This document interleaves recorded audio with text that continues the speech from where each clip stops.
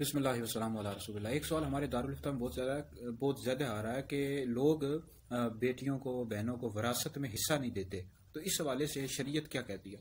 تو یاد رکھیں، وراثت میں حصہ نہ دینا بیٹیوں کو بہنوں کو یہ ناجائز ہے، حرام ہے، بہت بڑا ظلم ہے جو ہمارے معاشرے میں ہوتا ہے۔ اور وراثت میں بیٹیوں بہنوں کو حصہ اللہ رب العزت نے عطا کیا۔ قرآن مجید کا اگر آپ مطالعہ کریں تو اس میں وراثت کے مکمل طور پر مسائل بیان کیے گئے۔ اس میں بیٹی کا بھی حصہ ہے، بہن کا بھی حصہ ہے، ماں کا بھی حصہ ہے، ان سب کے حصے بیان کیے گئے ہیں، اور نبی کریم علیہ الصلوۃ والسلام نے بھی بیان کیا ہے۔ تو بہرحال وراثت میں جو حصہ ہے بہنوں کو بیٹیوں کو، یہ اللہ رسول نے عطا کیا۔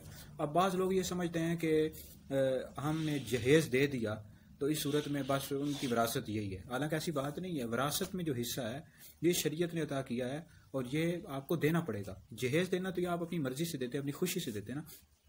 ابن ماجہ شریف کی ایک حدیث مبارکہ کا مفہوم ہے کہ نبی پاک علیہ الصلوۃ والسلام نے ارشاد فرمایا کہ جو اپنے وارث کی میراث کو قطع کرے، یعنی اس کو حصہ نہ دے وراثت میں سے، تو اللہ رب العزت ایسے بندے کا جنت سے ہی راستہ قطع کر دے گا، یعنی ایسا بندہ جنت میں نہیں داخل ہوگا۔